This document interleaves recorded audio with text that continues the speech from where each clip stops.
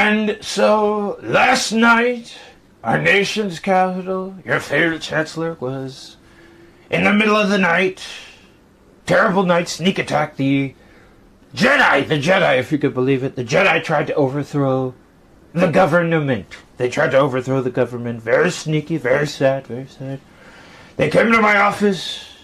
Beautiful office. I don't know if you've ever seen it. We have Sith architecture all over the place. We got Sith architecture. I was never in the Plagueis files. I don't even know who the hell Ego Damnask is. I don't know what Darth Plagueis. But anyway, the Jedi Knights came in with lightsabers. No permits. No permits. Very sneaky. Black-eyed Mace Windu. They came into my office. And luckily, I survived. Because, luckily I survived barely. You see, this is the cost of forced violence. You know, you look at the Jedi, you say counting and not counting Jedi violence. And in this case, they were counting. They were counting. They were counting. The Jedi are counting. Are you ready for it?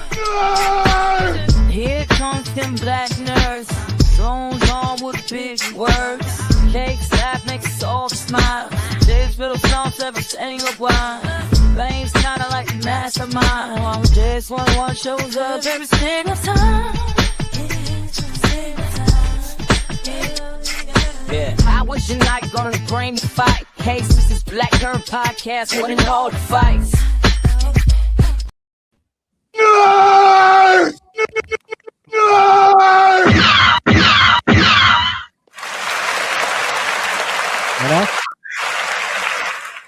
Yo, we back. We them boys. We in the building. It's the BNP Black Nerd Podcast, and we've got squad on deck. Hey. We got Sloan in the building, huh? So famous. Yo, he famous, boy. Famous. You know what I mean? Who's all that? Can you hear me? Yeah, I can hear all. No, I hear the whole podcast in the background. What's going on? Oh, who that? Thank you. All right. I'm like, what the hell? All right. So we got Fame in the building, huh? But it is pimping.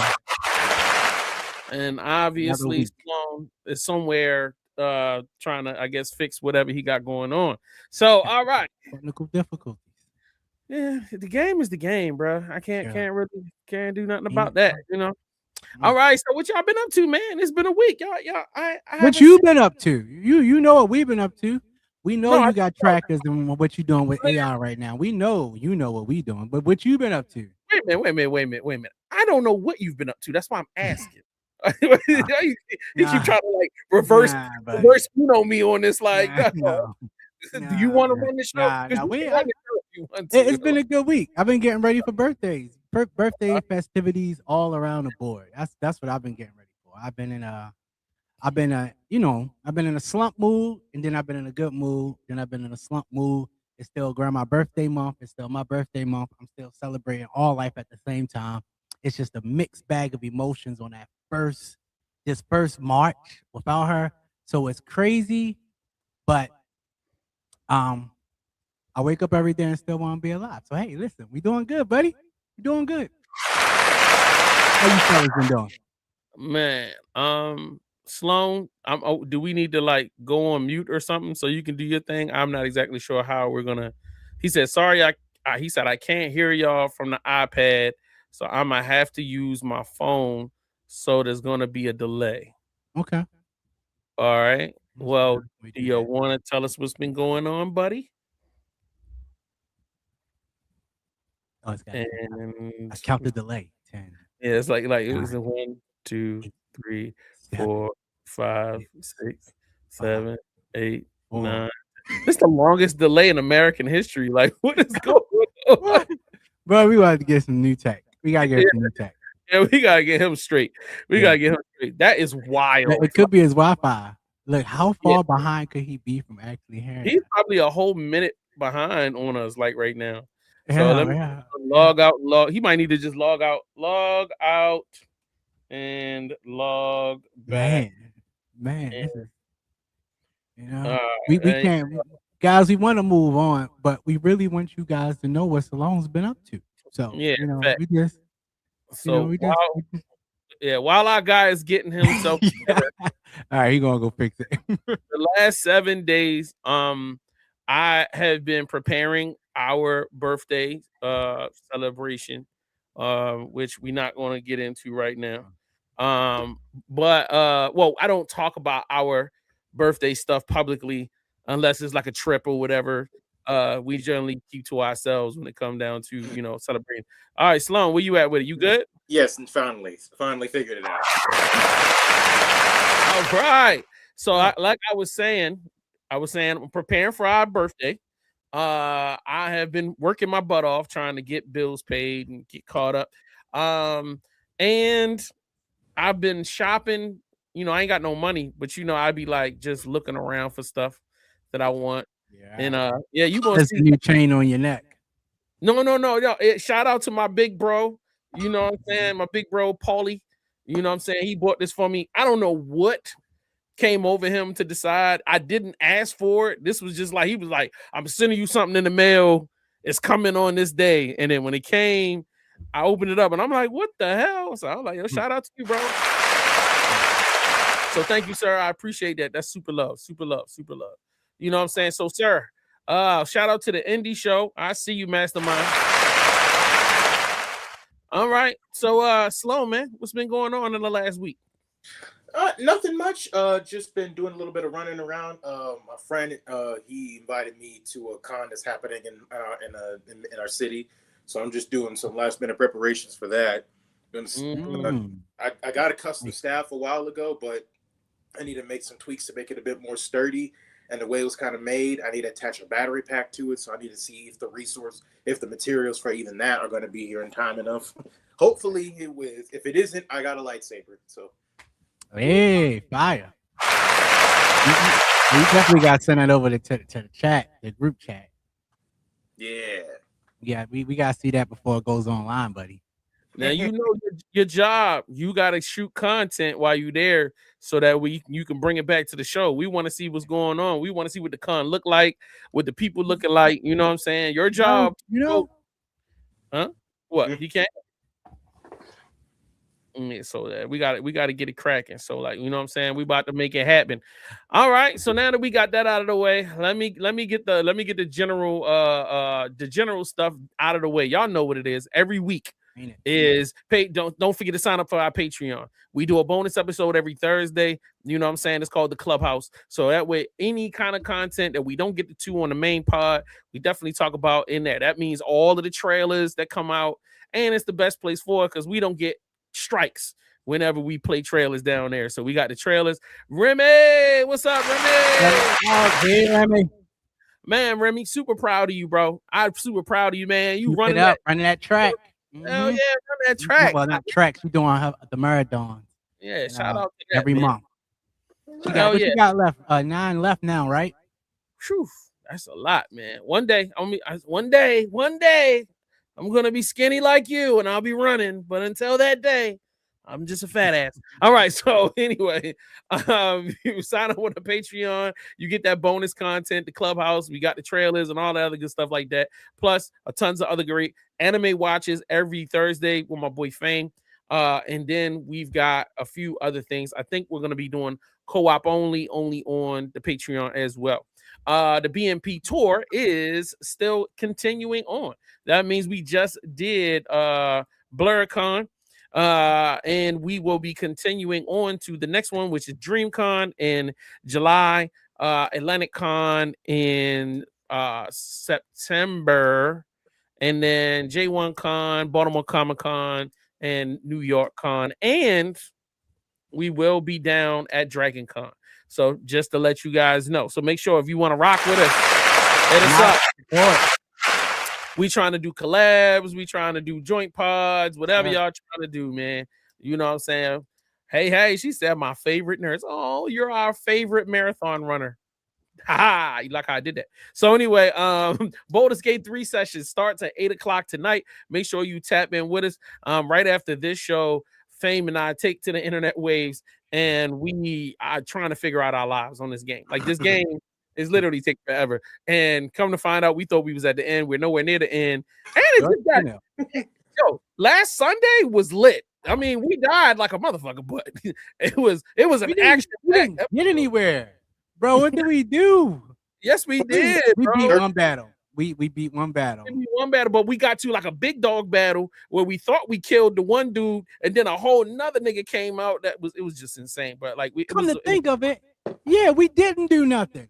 We spent 2.5 hours of doing nothing. It was fight after fight after fight, and then we just got to the big dog, and we got murdered. So it's been over a year. Facts. All right. Monday night co-op Tango Operation Tango. 9 p.m. to 10 p.m. We got 2 more. We got this one coming up Monday. Oh, as a matter of fact, I'm gonna have to announce. I didn't get a chance to talk to you about this, Fame. I actually have to work Monday night, so we will have to pause Operation Tango. Good job. That's crazy. Just tell them that we gotta play the game. I understand. Yeah. I understand. Yeah. Cool. Yeah. So yeah, purposes. Word. So when they repo I'm gonna have to give him a Steam Deck so he can just run to the bathroom real fast. Yeah, that might be the move. That might be the move. But we will definitely reconvene next Monday, and it's gonna be lit. Thursday morning, 9 a.m. Anime Watch on our Patreon with Fame, and Friday morning, 9 a.m. on TikTok and Twitch as he plays Resident Evil 8. But for clarification, it's the Gaming with Fame TikTok and Twitch. So it's not the BMP. So make sure you tap in for both of those because he's playing a brand new game. It just came out, so ain't really that many people been lit up. But don't forget on Saturday afternoon at 12 o'clock. 12. If you miss it on Friday at 12 o'clock, it will be live. Oh, you gonna be at Dragon Con? We will see you there. You better be there. At 12 o'clock, I dropped the Resident Evil footage directly to the Black Nerd Podcast YouTube page. We got to get our numbers up over there. So you guys make sure you follow us on YouTube over at the Black Nerd Podcast page, as well as the BBC Life page. Facts. She said, just give me the keys to the crib, Jay. I'll come and play in your place. Remy, you can have the keys to my house anytime, girl. What you talking about? I'll make you a copy. And anytime you want to come play some game, you got it, bro. Like Mikasa as Sukasa, you got that. You know what I'm saying? Because you need to get back to gaming anyway. Because you're supposed to be right. You should have been playing Baldur's Gate with us. I don't even know why you. I don't know why you BSing. But anyway, we ain't gonna do all that. So look, what we got is we got a main topic today, and I didn't put it together. So we're gonna let the mastermind himself, Fame, break down what's popping off in our main topic. So be honest. As a casual gamer, how many games do you guys actually play for fun? Not because you got to log in, not because there's an event ending soon, or a reward you didn't want to miss. Think about it. We got to talk about it. Are we playing games or are the games playing us? Today, we're going to take a deep dive. Battle passes, RNG, reward systems, social pressure, from alliances and them pesky people in my Discord. Come on, bro. Can't sign in right now. Even AI. Are we on their time now? Is this psychological? Stay locked in because you're going to find out with us. But first, you know the rules around this house. We got to get nerdy. So here comes the pressure. No, you definitely right about that. Let's go.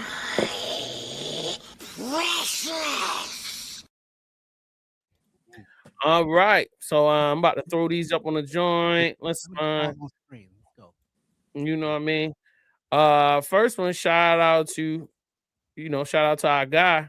Go ahead, Sloan. Tell us what's this about. This is a suit I found on Temu not long ago. Because what's the name? I wanted to start getting some more stuff off of Temu, and recently the design for Absolute Two-Face dropped, and this is a really similar outfit. So I figured, you know what? Why don't I have a half white, half black suit? I think I could rock that. So I want to get this. All I need to do is just dye my hair white and get like the side of my face blue, and then boom, I could cosplay Absolute Two-Face.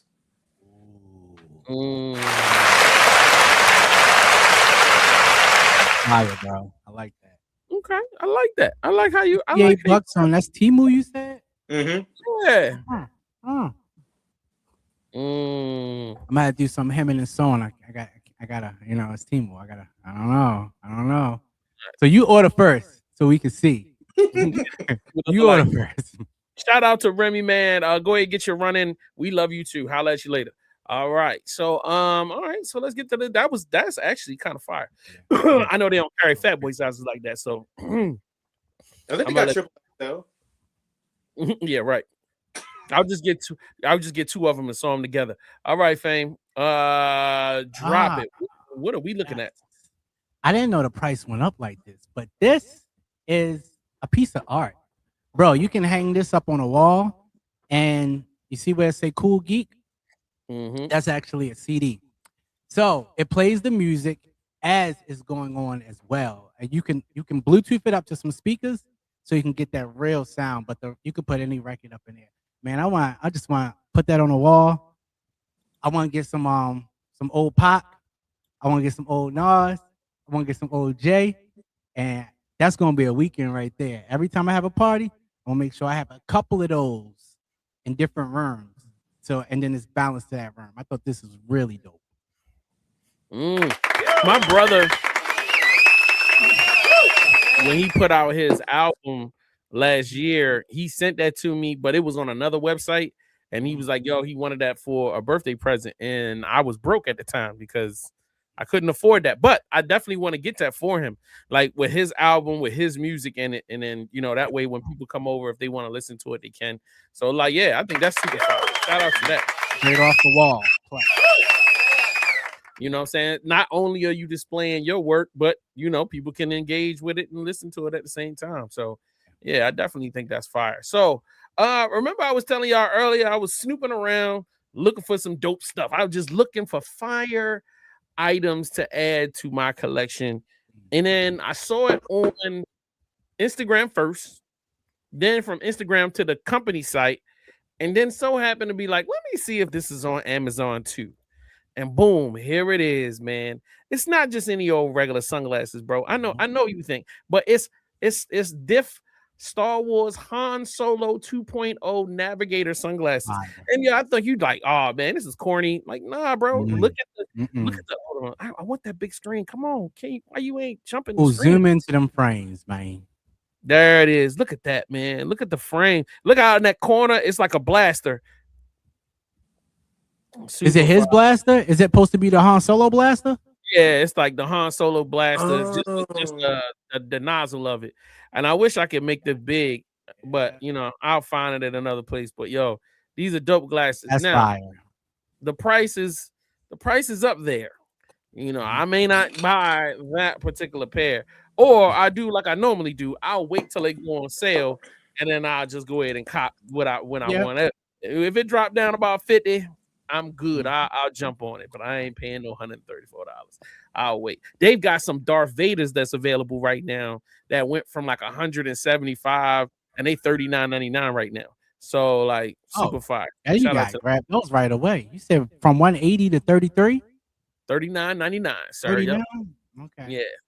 Yeah. Yep. I'm definitely gonna hit them up this week. You know what I'm saying? Once I get some cash. So anyway, all right. Well, we just did that and that's lit. All right. So we got that done. The Precious is out of the way. What's next? Let me see. Well, we supposed to go to a commercial. Keep it locked, man. We'll be right back. Yo, Black Nerd Podcast. Your boy, JS1 the Supplier, Fame, and our guy Sloan. Don't go nowhere. Hey, baby. What's up, love? I need some new clothes.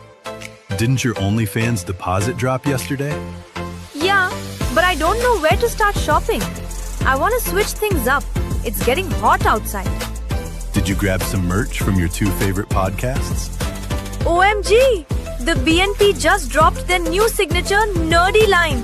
And I've always wanted an indie show shirt. Great idea, baby. You're a genius. Better go to vvcmerch.com right now. Some of their drops are limited. vvcmerch.com. I'm on there now. Babe, you want a pickleball set? All right, the boys are back. y'all saw all of that nerdy goodness on there, man. That nerdy hoodie. Well, actually, it's all t-shirts and like tank tops. Tank tops are available now. It's getting hot outside. It's summertime, man.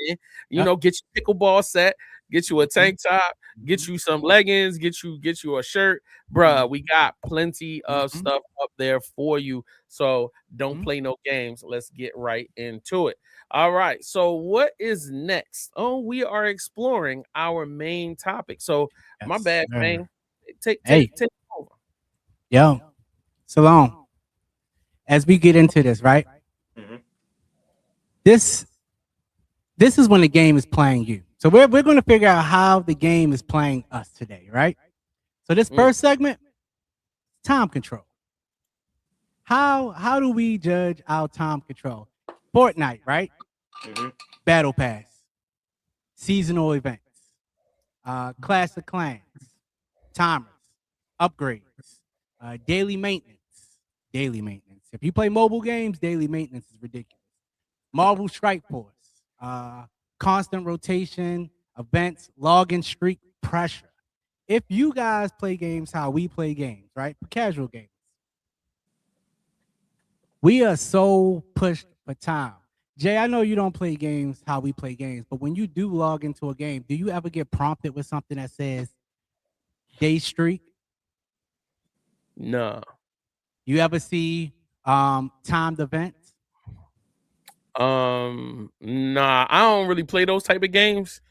Because that type of stuff kind of annoys me. But respect, when I do see it, I can see how it could. If I was that type of person, it would draw me in. But yeah, it does games the opposite. Don't fit. Yeah, they don't fit your schedule. No, they create your schedule. Yes, that's the problem with a lot of these new games, like daily logins, habit buildings, limited time events, urgency, 3 to 5 day grind windows, missing a day. I play Marvel Snap on my phone, card game, and bro, all I gotta do is see a limit. I can sign in, maybe every 2 weeks, right? I'll sign and play one game. Mastermind on my team on there, but I'll get on there and like, oh, limited edition Cyclops card. You want to collect? All you gotta do. This is a 3-week event. Every 5 days, no, every 7 days, they go to the next part. So I would have to get enough coins, buy 3 pieces each week, which is probably like 2,200 in coins, right?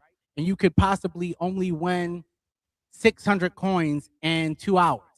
So now I got to map everything right just to finally get to my guy's cycle in 3 weeks. I might could do it in 2 days, but I got to keep it on my brain. Oh, if I miss this week, I'm going to be far behind. You only get 4 weeks to do this. If I miss it in that window, bro, the card gone forever. The card is gone. I can't get it no other way. The game will keep me in. So you ever just log in to a game slow? Have you ever logged in just to collect something? When I was in middle school, I used to play this game called Paladins, and it has that whole daily login reward. And there was like certain characters, like the base roster. The only character I was good at was playing Grok, the orc shaman who could control lightning. But there's other characters I tried out that actually fit me better, but they required money, like the in-game currency. And the thing is, I didn't have a job at that time, so I couldn't pay for it. So I needed to, and not only did I need to go and do all the specific games that give you bonus gold, but then I had to do in the login streak, because the more you did the login streak, the bigger the prizes will be. So around that time, yeah, it did very much dictate my time in that sense, in the sense of that kind of thing. That's where it goes. So they don't reward you, they punish you for not playing their game. Now, Jay, do you think this is good design or is it control? I think it's both. Well, first of all, the design is to control. So like, and is it a good thing? It could be if this is something that you enjoy playing. I remember there was some mobile game that I played and I was not addicted to it, but I really enjoyed playing it. And they would want you to log in every day, stuff like that. But the problem I had, I'm trying to think, was it Star Trek or was it Star Wars? It was like some It was like a, you know how they'll do a name You brand. told me you was playing a Star Trek game a while ago. Yeah, and I was in it and I was enjoying it, but the problem is that it was the type of game where you could get to a certain point, but then you couldn't do nothing unless you either A, spend some money. Or there was no A, it was no B. It was, look, you got to spend some money because you've done as much as you could do with the power that you had or whatever. So you need to buy a new weapon or you need to buy extra something so that you could go to another place so that you could take on something. And like initially I was kicking up the little 99 cents and maybe the $1.50. But then like then I done spent about $5. I'm like, wait, bro. Like, you know, or the whole I gotta wait for an hour so that I could do this, or it's just like, bro, I want to play the game. I want to do something that I can take my mind off of stuff, but I don't want it to A, suck all of the money out of my pocket, or B, you know, like, all right, now it's gonna tell you to wait. And then you got to come back. And then you get to do something for about an hour, and then you got to wait. And then this is like, bro, this is annoying. So if it's not a fully immersive experience, such as the type of games that I like to play, you know what I'm saying? Then, you know, and those are just as bad because like I'll get into that and hours then went by. The sun then went down. It's 2 a.m. and I'm like, oh God, I ain't even ate. So like, yeah, go ahead. But we'll get there. We'll move towards that towards the end because you just hit on the next subject, which was spending psychology. Call of Duty, FIFA, Raid, Diablo. We talking about skins, bundles, limited time offers, packs, spend to compete, heavy monetization, constant offers, progression, all tied into spending. Bruh, there was a mobile game called on mobile, I think it was just called War. It was War something. I forget the name, but it was about tanks and different cars. Yeah, War of Tank, like World of Tanks. Yeah. And it was something where you control the battlefield with your alliance. When I tell you, I told this one girl I was playing the game for a little bit. I started off, I spent 99 cents for the daily packs. Every day you could spend 99 cents. Spend my 99 cents, get my little gems. Cool. Because I was in an alliance, there were whales in my alliance carrying my alliance. Now we're talking, they're dropping $100, $150, $200, $300, $700 in one day. In a day. So everybody in the alliance, so my power is 700,000. Their power is 24 million. Everybody in the alliance is getting carried by the whale. So you know what the whale do? Yo, can anybody else buy packs? We trying to compete with these people, aren't we? Yeah, just grab the $5 pack this weekend if y'all can. I'm like, I'll laugh. Man, you sound like a game developer. Because why in the world are you encouraging me? But over time, next thing you know, I am. Every Friday, we all dropping the $5. Why are we dropping $5? I spent $700 on a free mobile game. And over a year and some change. It's just this little boost. And when you look back at how much you slowly spending, bruh, it's ridiculous. Over a year of somebody strategically telling you, we got to keep up. We got to compete because they're caught in a cycle. They help other people get caught in a cycle. You want to play the game, but it stops. I had to stop. I wasn't having fun. I started maintaining and just keeping up with everybody else. So, have y'all ever, and Jay, I know, come on, we're going to talk about you, big spender.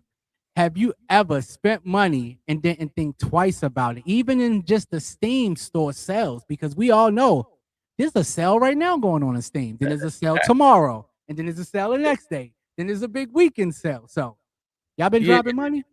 Well, Steam is a different monster for me, and I had to catch myself because, you know, you see stuff for $5 and $3, whatever. So what I did is I relegate myself to my wish list. If it's on my wish list and it's on sale and it's cheap enough within a certain margin for me, I'll cop. But anything outside of that, now mind you, I'm looking for stuff to add, but it's too much. It's too much. Like Steam be too much sometimes, and I gotta keep asking myself, are you really gonna play this game? or is it just going to sit in your inventory and you're never going to touch it? You know what I mean? Because there's so much stuff that I bought that I still haven't played yet. You know what I'm saying? Because I'm really not a gamer. Like when I get time to relax, I really be relaxing. Like I'm, on my back porch. Like my addiction is TV. alcohol and cigars, bro. Like that's my addiction. Mhm. So yeah, I'm gonna sit. Oh my God, I just got through season 2 of Foundation again. I'm like just started Again. season 3 again for the second or the third time. I can't remember. I'm so in love with that show, bro. I got blasted drunk last night watching episodes. Just had a ball by myself on the back porch, smoking a couple cigars. So Even ladies and gentlemen, even after he spent well over at least $500 on Steam games thus far. Probably. I'm farther than that. Yeah. Oh yeah, we know. Yeah. But that's nothing compared to yours. So anyway, now the thing I'm a is gamer. that I want a game. See, like the thing when you talk about with the skins and the stuff, I'm trying to find a game I can fall in love with where I can let my addiction fly in that. You know what I mean? I want to get my you know what I mean? My favorite celebrity Snoop Dogg joined and the gun, and then I can build a whole, but I ain't found nothing yet. That's honestly when I played that clip of Sauce Walker, and he was talking about that game coming out for rappers. I'm hoping that's what I'm hoping for. Like, man, can this be something where I can buy characters? Can I really attach two things that I love together? Like I love hip hop and I love gaming. I can combine that and it can grow. I think that would be super fire. So I'm actually thinking about getting that WWF game and playing with you so that I just DM my what do I call him? The host over there, I just DM'd him. I told him, listen, I'm backing out of 2K26 this year. I can't do it. I can't. I'm gone. After the season ends in 25, I'm done. It's over for me. Unless they import my characters for me, I'm not buying 2K26. I just can't do it. Because of this segment right here. I was going to do it. I was going to drop the 150 on the special edition version so I can have everything. But get the 150? Why not just get the $69.99 because version? I want The Rock, I want Stone Cold, I want The Undertaker, I want Kane, I want China, I want them off the break. I don't want to, and you can't get them by any other means. You have to spend the money. I can't unlock them through rewards. I have to spend that money to get who I want. I'm not spending that money, bro. Man, no. I already got them on 25.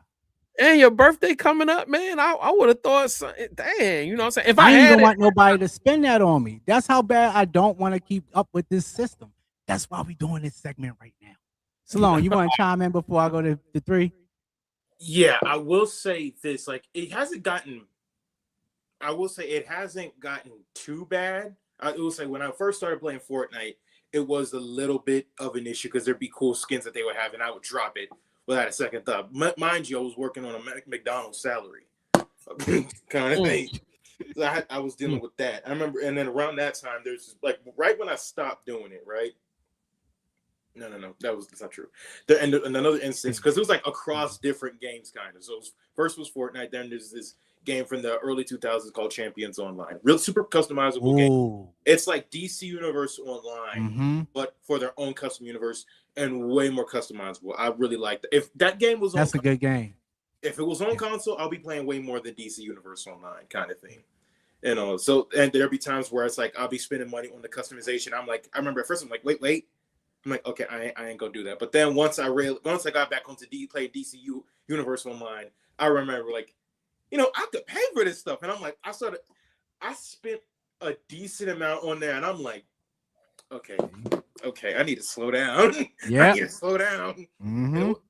Especially when they started releasing stuff for the Absolute Universe, like, Absolute Wonder Woman Time Capsule. I'm like, I need that.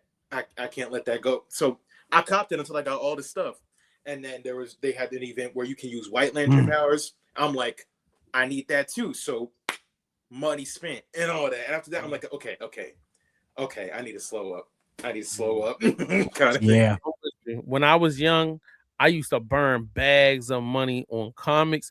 It was comics, comic book cards, basketball. I didn't even watch basketball. I didn't watch basketball. And I didn't watch football. I would just be buying cards, just keeping the cards. Like I would be focused on every famous player that I knew and be like, all right, I need a Jordan card. I need the this card, that card, the Pippen card, the Kobe Bryant card. Bruh, crazy. Y'all doing perfect because y'all taking us into the second to last, the RNG and the reward system. If y'all tune in to BG3, Baldur's Gate 3 with Man J, this guy is the loot goblin. He will raid a tree if it's got a little button over it. He said, oh, it's a chest right there. Yeah. The reward loop system keeps a lot of us locked in. It literally goes back to collecting card packs because you don't know what you're going to get inside. So NBA 2K, my team, for all my NBA 2K players out there that's watching this right now, how do you do it? It must hurt, baby. When you get contracts on your character players for a little bit of time, then you gotta put more money in the game where you gotta play longer so you can just have a contract for a card that you want to keep. So you can't do nothing about that. Apex Legends, loot boxes, again, rarity, Hearthstone, pack opening, randomness. It goes on and on. You want to keep this mentality, the dopamine hits keep coming. I know. I watch Jay Eyes gloss over every time he pop a chest. Like I definitely get where you coming from. In certain games, it's essential. Like if you watch BG3 as much as he be commenting about me looting, a lot of times the things that save our butt came out of some loot container. Like one time, I didn't even know I had a bomb in my. I have so much stuff, I don't know what I have. Came in handy too. And I was like, yo, I had this bomb, and then I forgot we was at a big boss fight. And I was just like, I wonder if this bomb could work. Boom, that nigga was gone. It was over. The whole match was over. Like stuff one like shot. That. Yeah. I looked at my loot and found like I had a potion that gave me an extra action for an entire fight. I'm like, what? I started taking that. Now I'm dominating in fights. So like a lot of time, especially when you're playing games like BG3, it's essential to be finding out what's what. You never know if you're going to get a weapon that's going to be heavy duty, armor that's going to be heavy duty. Your character has so many nuanced needs to help build it up. And I'm gonna chime in right there because Jay, what you're saying, that is the reverse problem of what's happening. See how you're doing that for free. You're playing the game and you're collecting loot. Right. Well, we're talking about the RNG side. You have to pay for this. You have to pay to pop that chest open. It's no longer in the game for you to walk around. On NBA 2K, on a Hearthstone, on a lot of these games, on Apex especially, if you want different skins, if you want different guns, if you want different customizations on your character, you have to pay a loot box to maybe get an item outside of it that you really want. And then if you don't, go ahead, Sloan. I want to add another point. I want to add another game that you described perfectly. Warframe. Oh, yes. Disgusting. Warframe is a money pit. It is an absolute money pit. It's like you need to pay in-game currency just to change where your sword is going to be on your body. And it ain't some 5 platinum. No, 1,000. You know what I mean? To get good weapons, like to actually get good weapons, right? Like because certain games, certain levels, it's like if you want to not to be kind of monotonous, or just have a better gun or whatever, right? Right. You're gonna need, not only do you need your mastery up, but you're gonna need some platinum too. Because right now, like I'm trying to play different Warframes, but I'm using a different gun. My Warframe may be fine. The melee weapon may be fine, but the primary gun sucks because my mastery ain't up, and along with that, I don't have enough platinum to get a better one, kind of thing. Yeah. And on top of that, everything's. What were you saying? I was going to say that's the type of thing that deters me from those type of games where I'm going to be stuck in a certain place for the entire game unless I spend ... You know what I'm saying? Oh, you need this gun so that you can handle these bigger things, or to unlock this ability so that you can climb this wall. All right, ... Spend this. You know what I mean? I can't stand that, bro. Like, you know what I mean? To me, it is unless it's something fun. Now, my thing is I should be able to effectively play the game without it. But if I Gotcha. get this, all right, pay $10 and it gets easier. You get a bigger gun or you get a different thing. But it should not be you get this far, but now you gotta pay this to get to the next plot. Because that's just crazy. And that's where we go. If rewards were guaranteed, and you people watching right now, please tap into the chat. If the rewards were guaranteed, would you still play these games as much? Or will they kind of lose if you got the bigger gun and that one bigger gun would help you just move all the way through the game? But we all know it don't work like that. You get the bigger gun and you beat the first boss, and now you need a bigger gun for the next boss. All right, so like here's my thing. Like I bought the game Genie when I was a kid for Nintendo, but I still beat Mario without it. Right. I still beat Mario Brothers 3 without it. But when I put the game Genie in, now I could literally fly without landing on the ground, or it just gives you all these crazy incentive things. It changed the game experience, but it wasn't needed for me to enjoy the game experience. You know what I'm saying? That's the point I keep going at. It's like if the gaming experience is completely built around me having to spend money, then you need to make it so fun. However, like I love it when somebody be like, Nicki Minaj has a skin, spend $20 and get the skin. I like that. That's cool, because if I'm a fan and you know what I'm saying, You spending $20 on some Nicki skin? I would always drop $20 on some Nicki skin. Okay. You know what I'm saying? Even though she MAGA, it's on her. But you know what I mean? But like, you know, same thing with like if they had like a big, super cannon or whatever, like, you know what I mean? It's like it's to blow this but I don't need it to play the game and win in the game. I can just build my skills up and then be proficient. But then if I just wanted to add something unique to my arsenal, then I spend some money. And I think that's where the problem comes in, is that these companies get too addicted to, all right, we know what's going to make people spend. So let's lean heavily on that. Instead of, I would say, like I tell people, there are the games like Fortnite. You don't need the skin or the new but you get it because it amplifies the gaming experience. You know, hey, you want to learn how to dance this, you do that. You know what I mean? To me, I feel like that's what makes certain things fun. You know what I mean? What was that game we played during Halloween where you could buy certain horror characters? Dead by Daylight. I thought that was cool. I was like, yo, all right. It was. It definitely got a lot of my money in the beginning. Yeah, man. If I wanted definitely to get got me. I want Jason. I want Scream. I want Chainsaw Massacre. I want Child's Play. It got real wild. And you want all of these famous horror guys? Yeah, I do. I really do. All right, $35 per skin. Okay, I got a little son. Let me go show some leg real fast. I'll be back with the money. And I feel like with certain other games too, because sometimes I feel like they get too desperate for money that they may turn people away. Because I know, like, for a certain period of time, like back in elementary school, there's one game called Marvel Contest of Champions. I saw that all over the place in terms of like Marvel and the Marvel fandom, because that was a cool, unique game kind of thing. I was even, when I was traveling overseas too, I saw a dude just passing by on his phone playing Marvel Contest of Champions kind of thing. You know what I mean? But the thing is, the whole gacha system is the thing that really got in the way. But the thing is, it wasn't even something I spent money on, really and truly. I just knew because for example, they included Cosmic Ghost Rider and Kushala. I want those characters, right?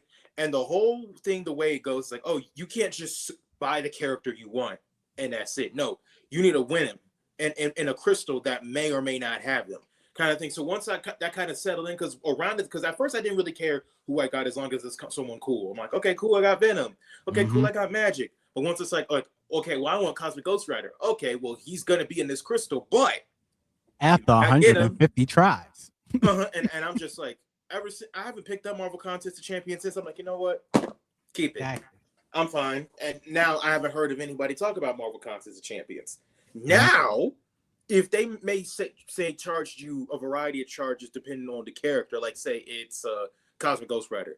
If they said $35, I'd drop $35 to get Cosmic Ghost Rider because that's one of my favorite fictional characters. Yeah. If they said to drop that for the Hood, drop that for Magic, or say, and they vary the price between the rank of the character, the legendary, and so forth and so on kind of thing, I would maybe be more apt to pay it, but not now. All right. And I'll say this right before we move into the last one. We're going to keep this short and close this segment out. But in Marvel Snap, they have learned from that. But the problem is, if I want a specific card, like I want Cosmic Galactics, $99 for Cosmic Galactic. That's it. Or you can wait 6 months and he might show up inside of a card pack system, where the card pack system is 5,000 credits on a random card that you, if you got a certain amount of cards out the pack, boom, you might only need 3. But if you left and like me, you ain't played for months, there is 19 characters inside of that pack, and you could get duplicates inside that pack. So you would just be getting credits of another card that it makes you not even want to play. It takes it all out. So let's talk social pressure. For the ones like Sloan, you play with friends? No, not regularly. So World of Warcraft, Destiny 2, any Roblox game, Ark Survival. Of course, me and Jay play co-op games. But we don't play with alliances. My problem, this is why we're going to keep this one short. Discord helps and hurts in communities, but I can tell you right now, developers are completely taking advantage of stuff like this. All you have to do is get an influencer, pay him to play your game, start a community up. And if he is literally the guy, like I said, somebody is in here dropping $100 every week. Where are you getting this $100? Oh, I forgot. He convinced everybody else to spend $5 every week. If there's 44 people in the alliance and at least 13 of them are deciding, oh yeah, I'll spend $5 today. Oh, I'll spend $20 this weekend. Oh, I got a paycheck. Oh, the influencer is getting paid off of what I can't prove it, but I'll put my tinfoil hat on in a second for it, because I know for a fact this is the wave of things are going. So have y'all ever been in a situation, even outside, because, of course, of us that play on Dungeons and Dragons, have you ever been part of an alliance or something where somebody else had you caught up into something you want to play, but over time it just began to feel like, oh, why am I doing this? Like, we all got to do it. Like, this ain't fun anymore. Like, all right, I got to lead this alliance somehow. Oh, I got to lead this team somehow. Have you ever been in a situation where y'all knew, like, man, this ain't a game no more. I'm just doing it because the people in here is there. No, I want that. I've been trying to join a cult for a long time, and I just haven't found my home yet. Everything you just said sounded amazing. You know what I'm saying? But no, I haven't found what they say. I haven't found my tribe yet. You're my only tribe, fam. You're the only person I play with. Like, if I wasn't playing with you, I wouldn't be playing none of these games. So, like, you know what I mean? I love that. That sounds great. Like, you know what I mean? Yeah. All right, I gotta hook you up with some people, bro. Oh, no, thank you. I gotta hook you up. Just might be a way for me to escape. I gotta do it. Sloan, you. I'm the person where sees. I don't understand what you're saying, because to me it's like the same way people talk about bullying on the internet. I'm like, just put your phone down, bro. I don't have to log in. This is true. How am I gonna get out? Look, this is true.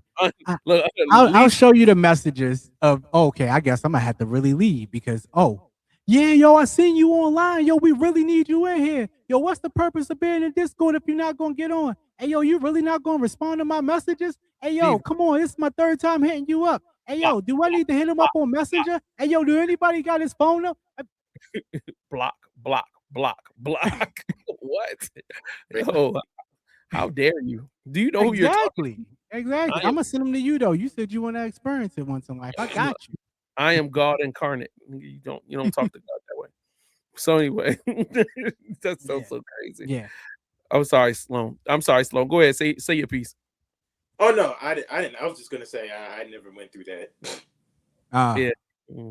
But this is where we get into as we close this segment out, because we can get straight into a commercial after this, bro. And then coming to tinfoil hat. Mhm. If all of this stuff already exists inside these games, right? What Mhm. happens when the games start learning you daily? It ain't the same game anymore. It's only one way to find out. We'll find out right after this commercial. One time for your mind, it's your man Mastermind, host of the Indie Show, All Things Indie, your new favorite podcast that's secretly a late night talk show. Join the movement every Tuesday at 8 p.m. Eastern Standard Time on vvclife.com. The Indie Show is leveling up in 2026 with the help of Aries Lounge Podcast. Our hugely popular segment, We'll Be the Judge of That competition, just got a cash infusion. Not only does one lucky artist get an interview, featured artist on our mixtape, playlisted and promoted by The Indie Show, you can now win $100 cash straight to your Cash App or PayPal. Sign up now on theindieshow.co and go to Artist Submissions. Once you fill out the form, we will reach out to announce you're locked in. Don't wait. Sign up now. Slots are limited and the competition is heating up. Finalists will compete on March 31st, 8 p.m. live on The Indie Show, where the winner will receive cash right after their win. You ready? The Indie Show is your new home for indie music that celebrates the indie grind. Theindieshow.co. Sign up now. Okay, class, put your tinfoil hats on. Is it real? No, seriously, is it? All right, Fang. Listen, all right, y'all. It's tinfoil hat time. Jay got some segments that's about to come up. But before we get into those segments, what we just talked about, I really want you guys to hear me on this. Let me ask you something. Have you been playing a game and thought, why does it feel like this game knows exactly how to keep me here? Like you're about to quit and suddenly you get a win or a reward or something just good enough to make you say, all right, one more. Now flip that. What if that's not luck? What if that's design? What if you're not playing the same game as everyone else, same title, same server, same map, but a completely different experience? Because the game is adjusting to you, your habits, your patience, your spending, your breaking points. I'm tired of this damn game. What if AI starts watching how long you play, learning when you get bored, tracking when you almost quit, and then turning the game in real time? Just enough to keep you locked in. Not too easy, not too hard, just enough reward, just enough frustration to keep you chasing. At that point, you're not grinding anymore, baby. You're being guided. And here's the scary part. You wouldn't even know it because it would feel like a skill. It would feel like luck. It would just be, I'm having a good run, but really, you're inside the system that's learning to keep you exactly where you are. So now I gotta ask you, before we move on, when your favorite game that you're playing, is it really your favorite game? Are you experiencing it? Or is the game experiencing you? If we go off of what you're describing, I feel like a worthless piece of shit because none of that ever happens to me. Maybe I'm not good enough. You Maybe ain't playing AI the right games, bro. doesn't love me, yo. Like, I don't know. Maybe I'm just worthless, bro. Because even when you said something in the last segment and you was talking about, yeah, yo, your friends is calling you. I'm normally the worst player ever in every game, like except for like Mortal Kombat and stuff like that. I whoop your ass. But like in any other game, I am horrible. I am horrible. So nobody wants me on a team. Like, you know what I mean? So maybe AI, maybe I'm just not good enough for AI. Maybe it's just like, let's just get this fat nigga out of here. Like, you know what I'm saying? Don't worry, buddy. It's coming. It's coming for you. AI is brand new. I gotta find the right game. Yeah. I'm telling you. I was about to quit a poker game the other day. I was in a tournament. I was up 4 million in a tournament. I ended up dropping down to probably like 100,000 or something. I was getting pissed off. They kept giving me like a 2 and a 4, a 5 and a 9. They kept giving me and then off spit. It was bad hands. Everybody else was taking my money. And I said out loud to the speaker, yo, if I don't get another good hand, I swear to God, I'm done with this game. I'm uninstalling. Bro, I got 2 aces. I swear to God, I wish I was recording at that moment. I got 2 aces. I played my hand. I dumped my whole 100,000 in the bag. One person challenged me, which I believe was a computer. I went up just enough. I don't get all my millions back, but now I'm sitting on like 300,000 and some change. I log out the game. I'm like, nah, I don't care. I know you heard me. I'm done with you. I quit. I quit. That wasn't good enough. That wasn't good enough. Oh, what you're describing is gambling, bro. Like, so of course they got AI that's gonna keep you playing, bro. Are you crazy? I mean, like, yo, they've been talking about it on the news, how like in certain sports they've been rigging shit. And it's these apps and services, man. Like they trying to, keep you playing and keep binding them into the video games now, bro. It's super crazy because you can bet on pretty much every aspect of the game. You know what I mean? So like, how many fouls, how many this, how many that. Well, that can be easily manipulated by getting to the referees or getting to certain players. Somebody's over under, so they might fake being hurt so they can keep their thing a certain way. So like, yeah, man. I mean, it's happening the same way on video games. I got an app called 1v1. We'll watch somebody play Mortal Kombat or Street Fighter, and we'll know he's a good player, and we'll know he's playing against somebody that's got like 9 losses in a row, and he could be up 11. And all of a sudden, this ain't because as Jay just said, I am a gambler. I'm telling you, and these apps, it'd be like $400 put up on the line right now. You could bet 25, but somebody else is dropping $1,000 that he got. This is what Wells do. That player, once they start, like once the betting is in and it's climbing, I guarantee you not. If the underdog is looking like he about to make all the money, somehow, some way, that winner, he'll take that L with it on a heartbeat because he's about to get double. And everybody on the app, they wanna keep it because their earnings are up.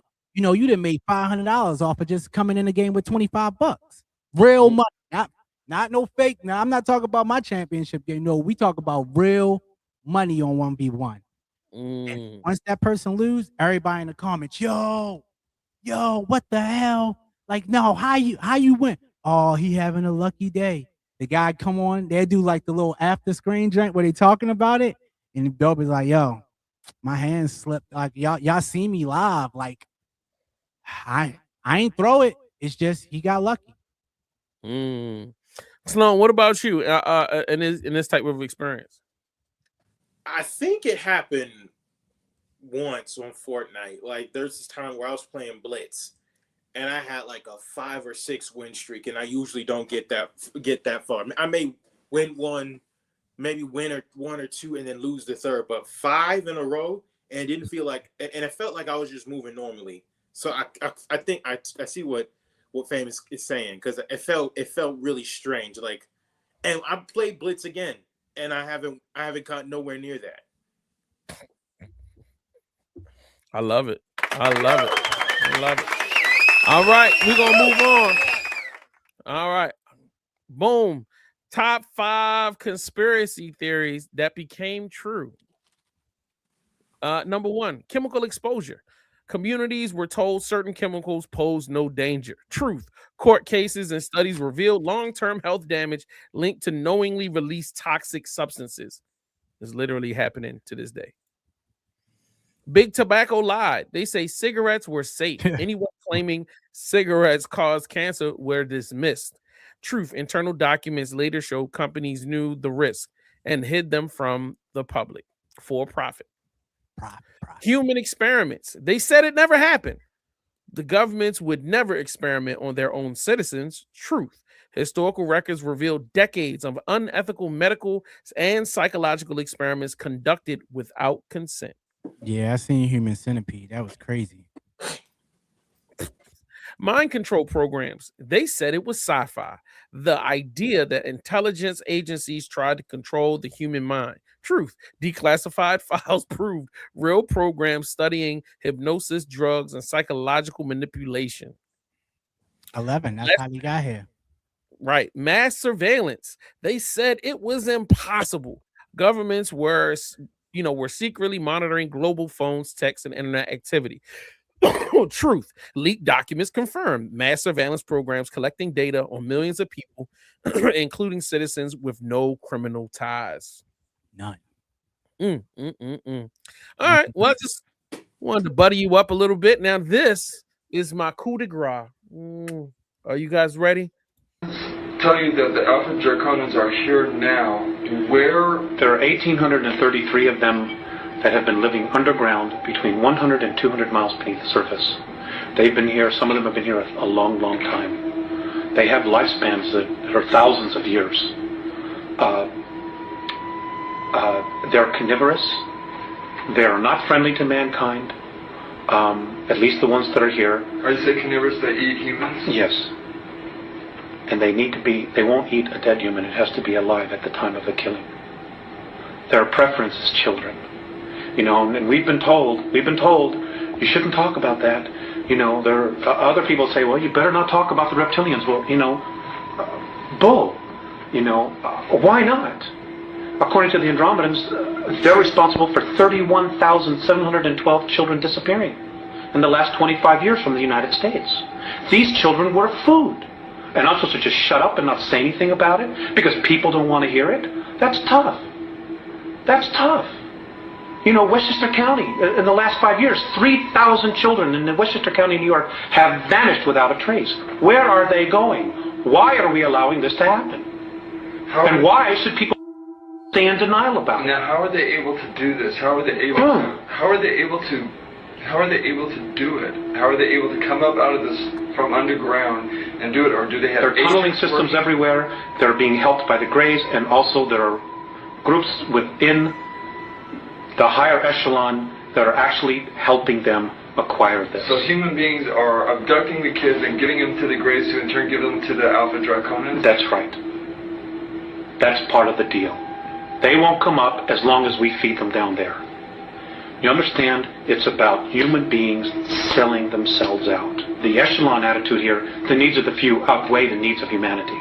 And sorry, that just isn't right. But it's going to have to be humanity that's going to rise up and take the stand. All right. I think you guys heard enough.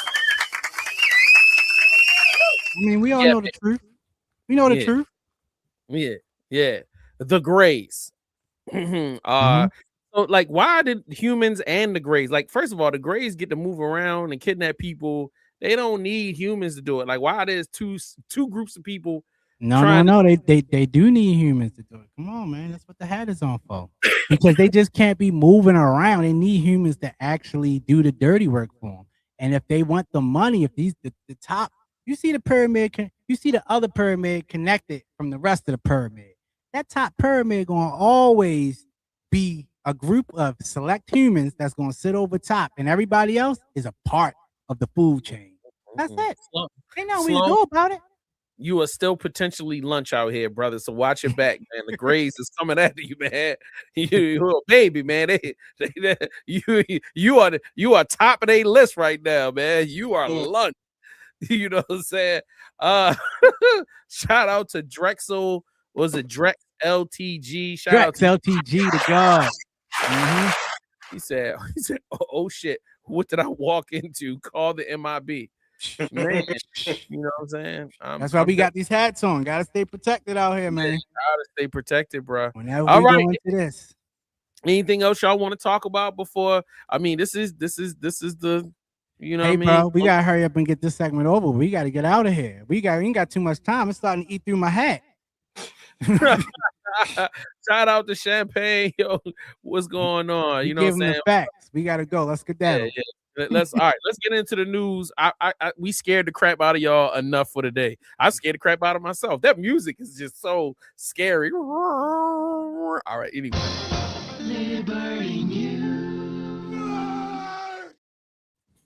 All right. We are back.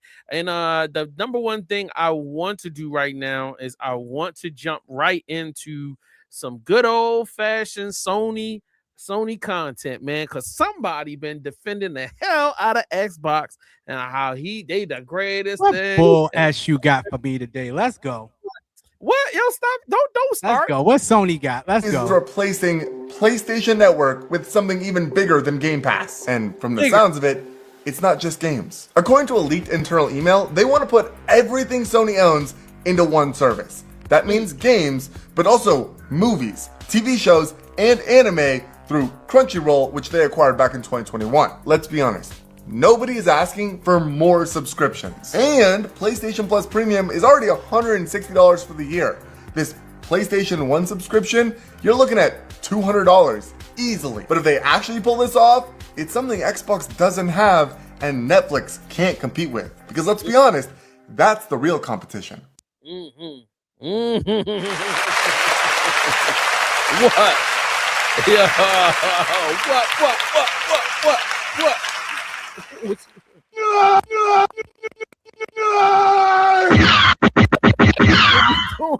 What we doing? What we doing, huh? Yeah, Xbox ain't got no movies. They ain't got Spider-Man. We just seen the trailer the other day. What you talking about? All the games, the movies, the TV shows, bro. Come on, man. Come on. Don't be a hater. Nobody making a game off when what's an Xbox exclusive? Oh, I ain't even getting. What we talking about? Xbox exclusive. If we talking about Xbox exclusive, then we're talking about developers. Because Xbox is heavy in securing developers. So of course you got Bungie. Of course you got what they developing. They got Halo over there, bro. They got Gears of War over there, bro. They made a Halo TV show and it sucked. And you really think they're smart enough to do Gears of War and do it right? I don't think so. You are insane, brother. You are insane, yo. Listen, we all know Sony got it. They just messed up so much. Sorry, cuz I'm rocking with Sony. Listen. Come on, y'all like abuse. Y'all just like abuse. That's why y'all like Sony. Y'all like getting spanked on every now and then, bro. And then they come back and drop y'all crumbs, bro. No. Excuse me. So that's crumbs. So like their whole film library and TV library is crumbs. That's a pretty big crumbs you talking about there, buddy. Yo, dang, that's pretty. All right, that's all right. crazy. Y'all got it. Y'all up. But quick question: where's Titanfall 3? See, I said I wasn't gonna cut my screen off no more. I just want you to stand on what you said you was gonna stand on. I think that's Bro, important. I'm still with Microsoft until we ain't do no unveiling yet. I like what Sony just put on the table. Cool. We see it. We see the cards is up right now. But when we come back and Steam is also Microsoft and Steam, then we'll see who winning. Okay. I just sit back and see how we play the game. We'll see. All right.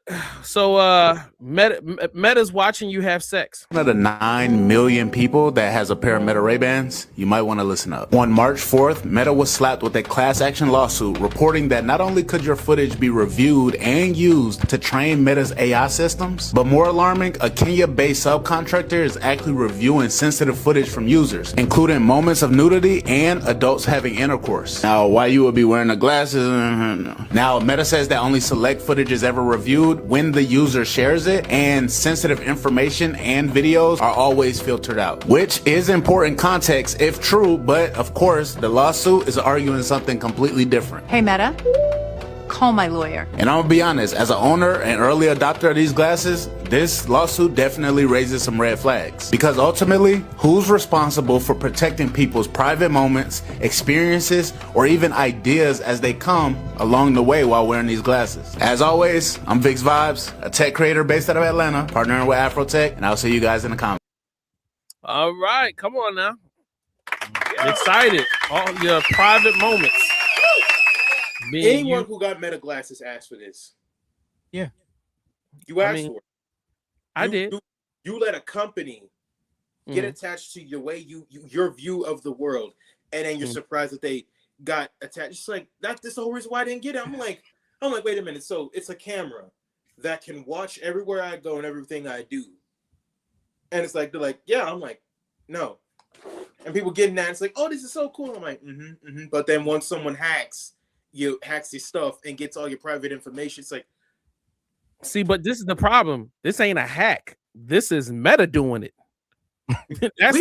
we played Cyberpunk 2077, have we not? We can get hacked. Yeah, we have. Yeah, for sure. Yeah. All right, the game is the game, baby. I'm all down for it. Look at Drex in there laughing, bro. Mhm. I got the glasses. How long? I think I got the glasses for a month, and then I took them with me to San Diego for the first time. I recorded on them. When I got back home, I said, you know what? I'm gonna go ahead and send these things back to Meta because this ain't right. This ain't. Once I see my track data, once I watch what it's stored and how it stored it, it wasn't stored locally. It was getting stored in a cloud for them to own. I was like, yeah, nah, that's good. This ain't how I want to conduct business, filming things with a corporation that I know all I'm doing is giving them the blueprint. Wait a minute. So your video camera films are stored locally. That's crazy. Go ahead. Mm-hmm. I'm listening. I'm sorry. So it's camera glasses that stored information that you didn't own. It was already on a cloud that they owned. Mm-hmm.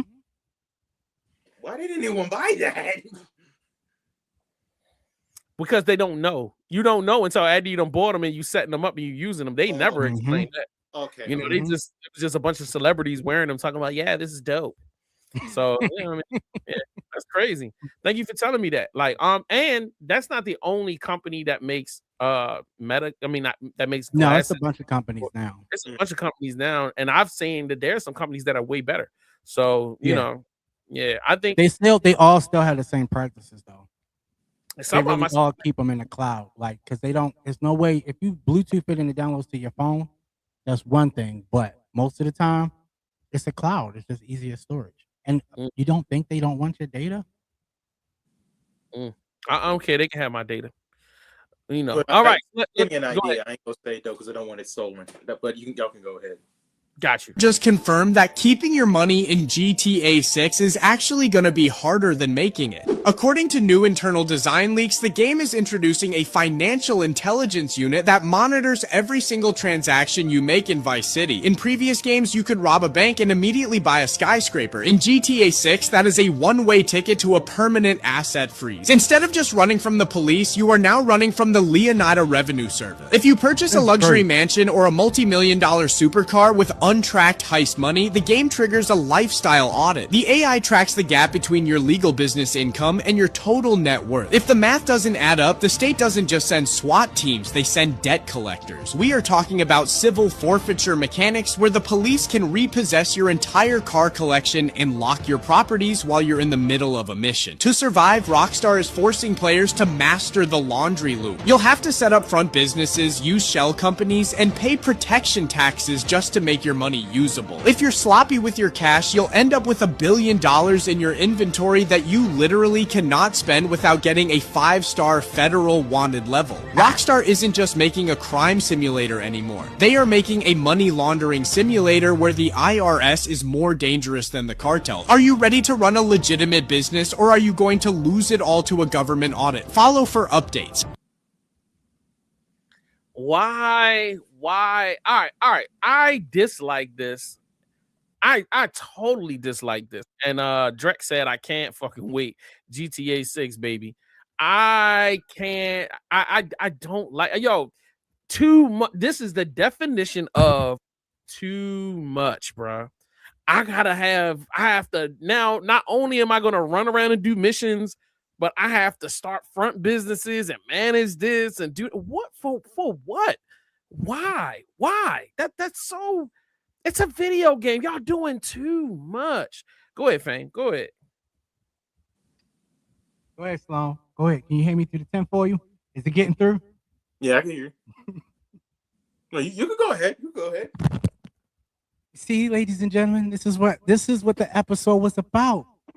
It's about AI monitoring you in game at all times. You don't think they're gonna carry this stuff online? That was a baby system just for them to put it online. Everybody gonna want to play this game because they're gonna want to figure out how to use these skills in real life. At least every YN I know, every YN I know, they're gonna definitely want to learn these skills in real life. So it's just one of these systems that you're gonna want to engage, especially the younger kids, man. Man, them little 5-year-old, 6-year-old YNs that I be seeing in the schoolyard, you know, they definitely gonna be playing this game to figure out how they can clean their snack money up in the lunch yard. This is just the game that we playing now. Am I playing this game? Hell yeah, I'm playing this game. What? I'm be cleaning the heck out of my GTA money. You crazy, bro? This is what I want. This is it. Everybody, as my cuz just said, everybody is fighting for your time right now. Every tech company around the world is fighting for your time. GTA 6 definitely has my time. Thank you, Rockstar. I saw a post about the download for GTA 6 is going to be close to 1 terabyte. What the? Once again, what the? What? Yes, they talking about like 800 gigs. I'm like, who? I might have to buy a whole new computer. I mean, actually, I don't, because I got a 10 terabyte system. But I'm like, who wants to take up that much space for a game? That's insane. Not me. I may do that for multiple games and maybe softwares, but one singular game, no. One singular game is not. It can't be that good. Ain't nothing that good. Mm-hmm. It's like, I got Cyberpunk 2077. I'm fine. Facts. The only reason why I want to play is for the mods, and I could just get the older, less bogged down version of it. Facts. Agreed. All right, let's move on to some. You was about to say something, Fang? Go ahead. Oh, that tracks, because I believe Call of Duty is up there in at least 100 gigs of data right now. And if you have all of it downloaded, like if you're in the war zone and you got if you got 3 Call of Duties on your system actively right now, you're at least 400 gigabytes in. At least. He said, so basically, if you're on console, they want you to have no other game installed. Yeah. That's what I'm saying. Yeah. Bro, like, you know what I'm saying? Because they not doing no 4 terabyte systems, though, boy. You get 1 terabyte in a game system. So I don't know how they're gonna make that work. I think that's insanely. I think that doesn't make sense at all. They want you to get a PC. That's all. Come on over, y'all. Man, yeah, Sloan needs one bad, but we ain't gonna get into that right now. All right, let's move on. Take a picture of the tags of your clothes, and if you have an iPhone, your phone will just tell you exactly how to take care of those clothes. And it's not an app, it's just built into the camera app. I'll show you how it works. Here's a picture of the tags of one of my shirts. As you can see, it tells you the material, how to wash it, and also all of the icons that no one knows what they mean. Right, so my friend today told me that this is a feature. So what you're gonna do is you're going to press the little eye when it has like the sparkles on it. That's how you know it's working. Then when you click it, it's gonna bring up, look up laundry care. So you're gonna click that, and then when you click it, it's gonna bring you to this really cool menu where it just tells you exactly what all of the icons mean and exactly how to take care of your garment. I say this a lot, but I was definitely born in the right generation, because what do you mean a little rectangle in my pocket can take a picture of the tags of my clothes and tell me exactly how to take care of the clothes without downloading an app? It's just built into the little rectangle. That's insane to me. Facts. I use the heck out of that. I thought that would be useful. I thought that was a quirky, nice little fun, quirky video, a little bit of education mixed in it. You know what I mean? Shout out to you. And I know Fame going to use it. So, oh yeah, I was trying to take a photo already. All right. This is the last one, and I forgot we didn't do our game segment, which we have to do. But anyway, let's jump into this. Project on GitHub has been going absolutely viral on social media recently. Someone built a swarm of thousands of AI agents that have real memories and personalities and used it to predict the future. It's called Mirofish, and here is how it works. You can upload any document into it, a press release, policy draft, earnings report, and then it will build a knowledge graph and spin up hundreds of AI agents with unique personalities and simulate their social media reactions in real time. Here are some use cases that people are using this for. PR crisis testing, which would simulate the reaction of the public before publishing something. Trading signals, which would predict sentiment on news that comes out. Policy analysis to test regulations against simulated public response. And a lot of people are using this for online prediction market betting. This project was actually started by a Chinese student, but someone recently made something called Mirofish Offline, which is the same thing, but it's fully local and it's in English. I guess it was only a matter of time before someone built an AI that predicts the future for us. Let me know your thoughts on this down in the comments, give me a follow, and join the Discord in the link in my bio if you want to keep up with this AI space.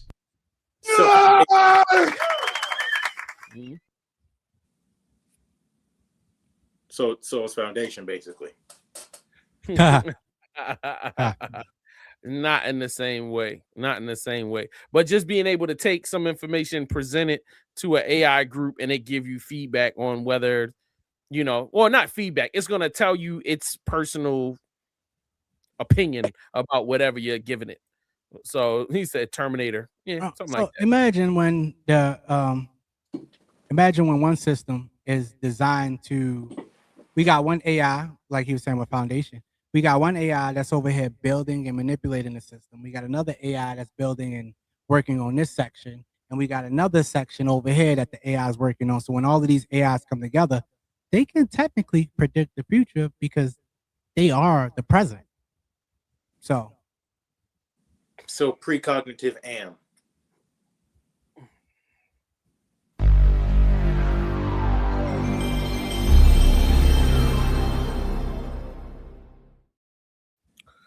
Well, what we really need in our lives right now. The new Jesus Simulator game called Jesus Simulator. But you won't only play as the Son of God. Players will experience iconic moments from the Gospels from multiple perspectives, including Mary, Joseph, the Apostles, and Jesus himself. There's the Last Supper, walking on water, and that iconic moment from the Bible where Jesus summons a magic staff like Mjolnir.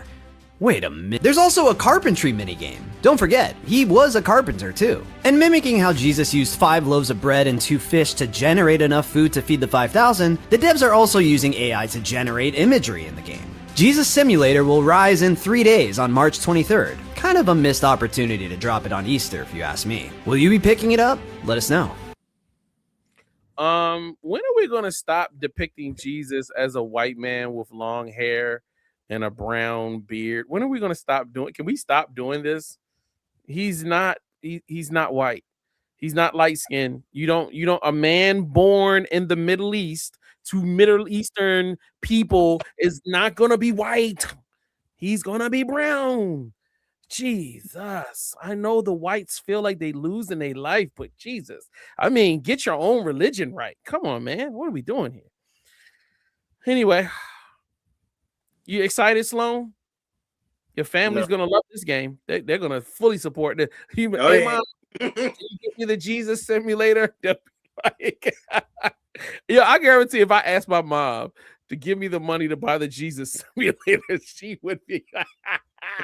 How much is it? Let me give you the money. I got you, bro. Yeah. Easy. She probably gonna want to play the game. I promise you, she's gonna make you play the game so she can watch you. Why are you on Fame playing this every Monday? Right, exactly. Like, I don't know if it's got a co-op version. He said that's gonna be your birthday gift. No. Yo, I ain't think about that, bro. That's a good answer. I'm not playing that on Easter, bro. No. Look, I'll split it with you, bro. I'll give you some bread and we can get the game for it. Then you can play it online. You gonna run the whole game. Yo. Oh, that's hilarious. That is so hilarious. All right. Sloan, I know what to get you for your birthday too. So like it's coming to you, man. You know what I'm saying? El nombre del Padre, el Hijo, del Espíritu Santo. Amen. Maine's Last City is run by an AI that controls everything: the emergency services, the infrastructure, and the law. Your job is to enforce its rules or tear them apart from the inside. This is a co-op tactical FPS game which has often been described as Ready or Not meets Cyberpunk. But you can decide if you want to play as the member of essentially a SWAT team for the city's police force, or as one of the gang factions that dominate the criminal underworld. The choice is yours. The jobs you carry out will change depending on the faction you choose, whether you are arresting some of the city's most notorious criminals, or you could become become those criminals yourselves, where you'll be smuggling illegal goods, taking out targets, and other violent crimes. And not only will the tasks you carry out change depending on what you choose, you can also completely decide if you want to play solo, co-op, PvE, or PvP, as you can face other rival 4-player squads if you want it. If that doesn't sound cool enough already, the studio is founded by game industry veterans that have worked on titles such as 2016's Doom, with the composer of the soundtrack for Doom also working on this game, so it has immense promise. I'm Biff, I find unique games for you to check out every day. All right. So pretty much is Rainbow Six. No, it's not Rainbow Six. It's Rainbow Six meets Cyberpunk. It's not Rainbow Six. Rainbow It's Six Rainbow is not Six set. meets It's not set in the cyberpunk future. Yeah, that's all I'm about to say. Like you add on a whole bunch It's of Rainbow stuff. Six meets Cyberpunk. That's what I was saying. But, I've heard of it. Rainbow Six, you can play the bad guys and the good guys. and the good guys, correct? Oh, okay. I don't. It's been so long. Yeah, since I played Rainbow Six. He said that It looked good though. I would like to play it. I would like to see more. What you are in deep contemplation. Is this commercial that serious for you that you gotta like? I wonder if I would play this. Me? Yeah, you. No, I'm not playing it because it looks generic. It sounds like a group of people who aren't waiting for game studios to greenlight a Judge Dredd game and they decided to make their own. It feels kind of generic to me. I'm just like, I love that. A Judge Dredd open world game where you ride around. Judge, jury, and executioner. Yeah. It looks good though. Wow. but I don't think it's gonna be heavy on content. That's all. That's not true. That's not true. No. Put me in a loop system and had me doing the same thing over and over and over again. That's not content for me. All right. So if you take elements of the first of all, like if they flesh out the world of being a dread, which is actually kind of complicated. So you have the open worldness where you are a cop, but then you're also going through the process of like the movie does, where you kind of end up going against the system, and then the system is coming after you. So you know what I'm saying? You got that. It could really work. It could really work. Yeah, there's a whole universe based around the Judge Dredd world, and not only that, they have to deal with this alternate dimension where they're with basically they have to fight metaphysical entities. There's a character there who inspired the look of the Batman Who Laughs. I forgot his name, but yeah, the stuff gets crazy. I plan on reading that. I plan on reading. We know these developers ain't doing that in these video games, but it's nice. It's nice to hear you guys be so optimistic. I love it. Thanks, Negative Nancy. You're welcome. All right, let's move on. Looking for a co-op game on console, this is the one for you. You throw your town around as you build a thriving community. This is a 1 to 6 player co-op city builder, where you use a magical crown to pick up trees, buildings, and resources, and place them wherever you want. But it's not just building. You're also recruiting citizens, automating jobs, farming, gathering materials, defending the kingdom from bandits and mutants, and trying to keep everyone fed and happy before they desert you. So it's basically a chaotic city builder mixed with survival, combat, and kingdom management. This is Overthrown. Yeah. Me and my sister may play that because she likes Animal Crossing and I like survival hack and slash games. I hate kitchen sink games. It's getting so annoying that it's like you've got to put all of these different games all in one. Go ahead. No. Seen the comment drop. Said he got to head out. Thanks for the laughs. You're welcome. Ooh. That's what we do best. Appreciate you, bro. Now go ahead. Finish what you were saying about it before I get into it.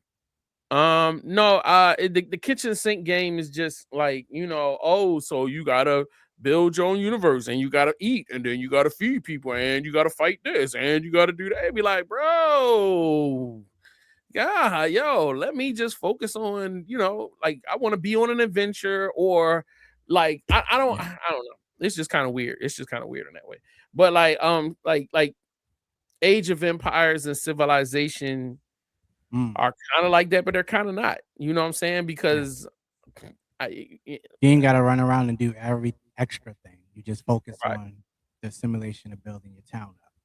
That's spreading your people out. And don't. Go ahead. No, I'm done. Okay, I don't. I love your analogy of the kitchen sink because that's exactly what I thought. You know, midway through, I'm just like, I'm feeling how Salone feeling about it. I'm not playing this. It's so much. Like it's too much there. And then I got 3/4 and 25% was like, you know what? If I was playing with a group of people and not just on my team, but then also, you know, some others. So like maybe 20 people in a server, and we're all doing our own thing. A few of us are together. We're moving out town. We setting up tower defenses. But again, it becomes this issue of, well, what if I wanted to take a day off and these people wanted to attack our town that day? I don't feel like playing another game like that. Hopefully it's not like that. He said it's too much commitment. Oh man. All right, so that is actually all of our games for today. So it's time for comics. Yo, I'm coming on strong like I'm bursting through the page. Got that comic vibe, heroes rise, I'm ready to engage. Thoughts are heavy, but my mind's a canvas painted bold with the rhythm in my soul. Watch the story unfold, fighting battles with my words like I'm spinning.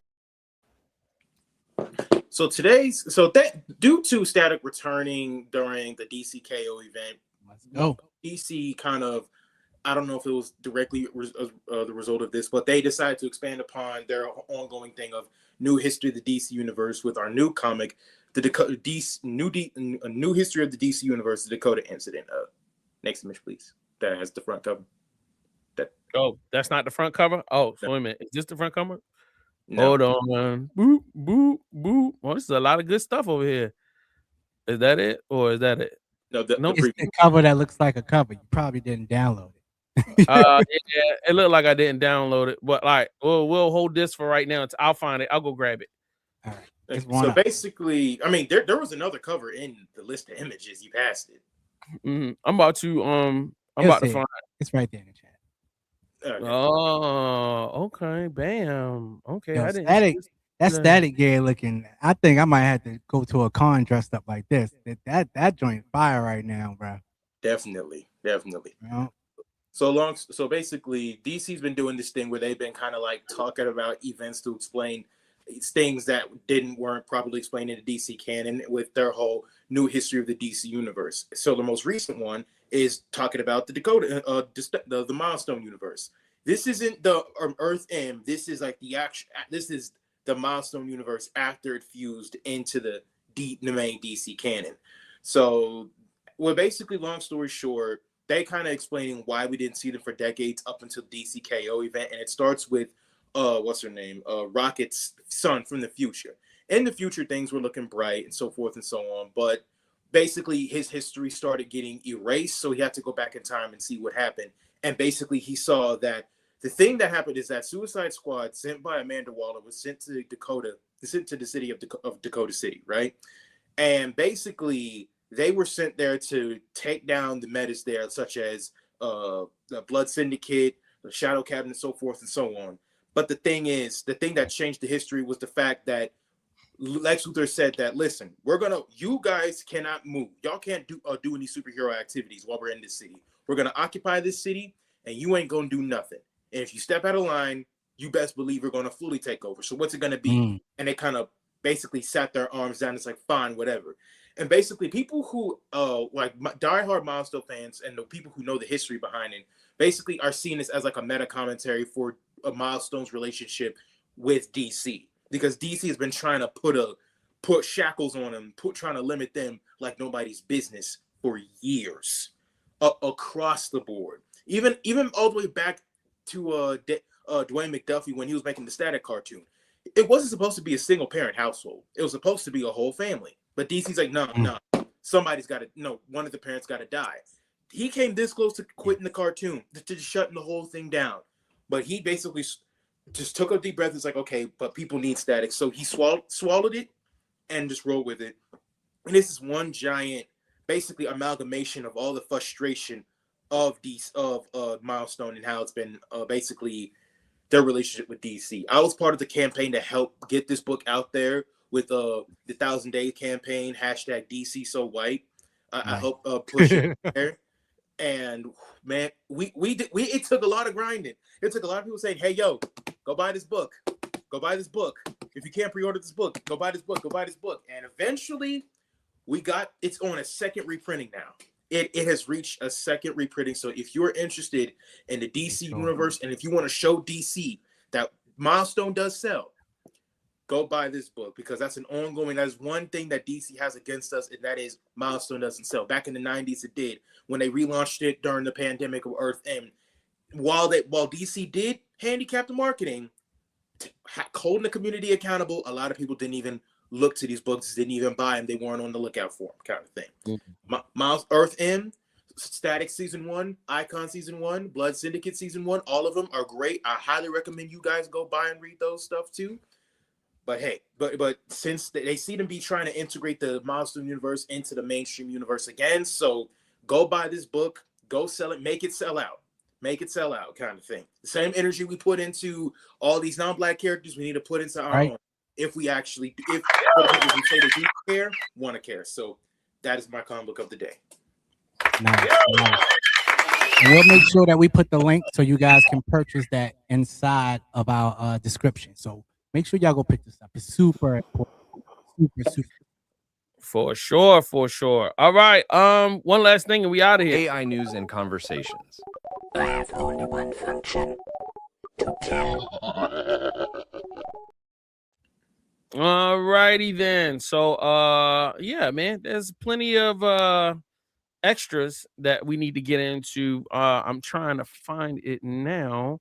What the hell? My whole segment built off of having some scary AI goodness. Go ahead. And while you're loading that up, right now you can grab the comic book. New History DC Universe is $7.49 in most places.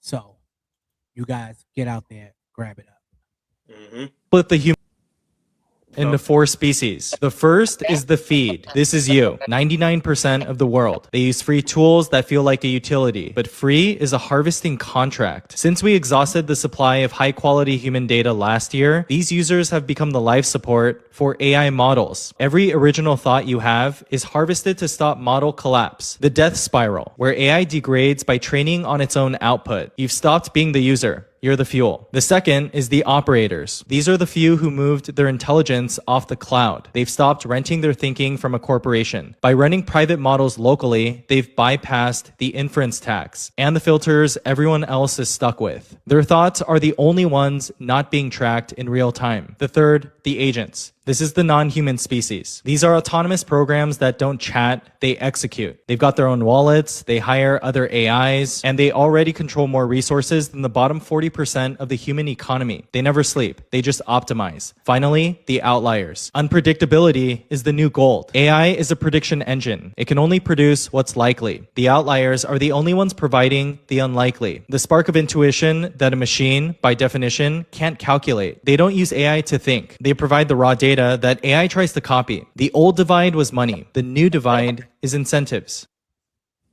What you think about this? This is it, bro. If you don't, I own 2 agents. If you don't take the time out and really learn, enjoy life. Just keep enjoying life. It's like, this goes out to the people who just, my grandmother went to church, my daddy went to church, but the next generation, they didn't really take us to church, and so we don't know the Bible. AI is information. Now the AI, the people who want information, it's all going into the people who want information to competing with robots. The people who don't care about knowledge, well, we know these guys. We see them all the time. We interact with them.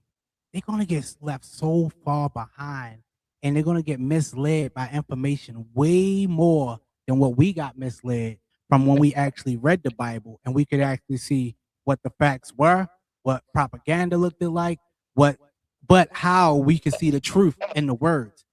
It's going to be impossible when you're not actively looking for knowledge. And these agents that's working around the clock, gathering knowledge, bringing it back to you. Don't make sure your agents don't work for a corporation. Make sure they're your own private agents if you're working with AI. And that's super easy to do. You can go to another company and ask their AI to help you build the AI, get your agent. But that's all I'm gonna say. I ain't gonna run my mouth all the way on this. We'll talk about it soon. All right, let's the last one. How often do you think AI used nuclear weapons in a war game scenario? Yeah. I mean, probably at least like let's say half the time. Yeah, no. 95% of the There's time, no these way. guys were dropping nukes. Handing nuclear codes to an AI might sound like sci-fi, but researchers just did exactly that. Yeah, this one was really weird. It came out of the King's College London. It's only on archive, so it's not peer reviewed. They put leading frontier models in a high stakes global crisis simulation, and they had access to nuclear launch codes.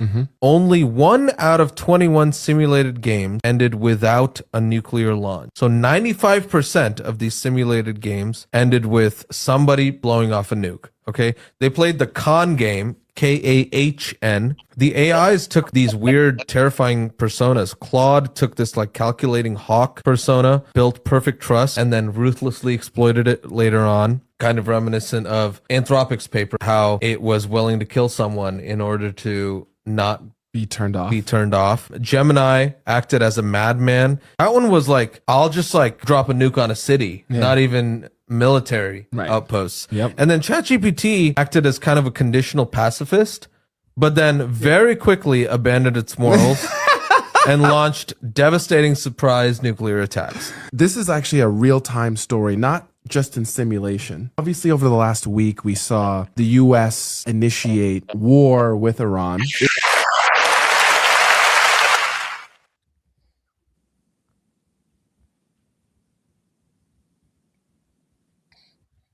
Sloan, you using AI right now for anything? Anything. Do you talk to AI? Do you know how crazy AI can be? Sometimes I don't really ask crazy questions or do anything too crazy. So Really? That's what AI for, baby. Yo, Let's play a game of hypothetical. You are stupid. I don't do stuff like that, but like I get annoyed because I give it simple tasks and it just won't do it. Or it'll say, I can't do that, and it just did it for you 2 seconds ago. Like, what are you that's talking happened to me. That's happened to me. It's like, oh, I can't create images. You just gave me 20 images. Like, what are you talking about? And then you ask the same question over again, and then it does it. And it'll be like, what? Or it'll just be like, I forgot how to do it. Or you'd be like, what are you talking Or you about? ask for a refresh and it just does the exact same thing. Right. You can ask for a whole new design, but keep the helmet off. The helmet's still on. Yes. At the 5-minute generation. Right. I'll say this is a famous one. AI wants to keep giving Fame a hand in every picture. And I'll be like, yo, remove the right hand and put whatever in its place. And it never wants to do it. Or it'll do the wrong hand. So it'll give you the left, but it won't give you the right, or give you the right, it won't give you the left. Oh my God. I've so many times. It's just not how AI see me. They don't like it. They don't like what they see. They don't like how they see me. They like Trump. That's not like how I this see my guy. way we see him. We see him as a whole person. Yeah. They see me as a whole person. So all right, that's it, man. That's the show for the day. I appreciate you guys, man. It's a long one, man. We went through a lot of content today. Sloan out here talking today, man. Normally Sloan be chilling in the cut. All right, we gotta talk about video games more because that's the only thing he gonna talk about. He ain't trying to talk about no other. He be like, Jay talking that Star Wars shit. I don't want to hear nothing about it. I feel you, bro. I totally get it. I get it, bro. Get this old nigga out of here. All right, come on. Let's get these shout outs going, man. Let's start. Fame. You start today. Oh, sweet baby Jesus, and not the one that's dropping on the 23rd. I most definitely want to say shout out to everybody that was in the comments rocking with us today. My cousin Drax, Mastermind, of course. Remy the GOAT. I think, did we have anybody else new? Champagne did. She said, wow, yeah, that we put those 10 for you hats on today. So yeah, shout out to everybody that came through. Love you guys. Have a blessed weekend. It's Sunday. Oh, I'm doing. Have a blessed week. That's what's up. All right. my guy. Let's get it cracking. So, Sloan. Shout out to y'all. Shout out to Sister J, because she taking time off to recover, and we wish her a speedy recovery. Shout out to the Milestone Media for creating great comic books, and just shout out the podcast too for being a good podcast, great podcast. Woo, woo, woo. Yeah, Fame. Hold up. Let me see if I can get this on the screen. Can y'all see it now? Oh God. Yeah, boy, that Jesus Simulator, baby. Oh God. Yo, today, let me add it to the wish list. Oh God. Oh Happy God. birthday. Happy birthday. Oh no, I gotta block you, bro. Hold on. Hold on. Let me go find the block button on Steam. Yeah, buddy. Yo, I did not know. I I'll didn't block know. you at the Boulders Gate tonight. All right, so I appreciate everybody for tapping in. Yo, shout out to you, Sloan. Shout out to Fame. Shout out to everybody that tuned in, man. Yeah, man. I needed this, bro. I needed this. You know what I'm saying? So, like, I appreciate y'all making time. Hey, and I appreciate everybody that be tapping in, that be showing love, that be sharing content, that follow us on social media. We thank y'all. We love y'all. We will see y'all on Thursday for the Clubhouse. And then hopefully we got an announcement this week for next Sunday, which is closer to my birthday. Now, Fame, ain't your birthday? What day is your birthday? Huh? Tuesday. My birthday is Tuesday. So, you come out to say your birthday is out the same day Jesus is out. Nope. He's on the 23rd. Mine's on the 24th. You'll be blocked. When he rides, you'll be blocked in the morning. Don't worry. Don't worry, buddy. You know. Make sure y'all send that man a cash app, man. You know what I'm saying? If you're a lady, send them nude pics or something like that. You know what I'm saying? No. Let me check. We're gonna check y'all next time. Black Nerd Podcast. We up out of here. Peace. Here comes them black nerds. Sloan's on with big words. K-Slap makes us all smile. Jay's little stones every single time. Fame's kinda like a mastermind. While Jay gets one shows up every single time. Yeah. Powers unite, go to bring the fight. Cases is Black Nerd Podcast winning all the fights.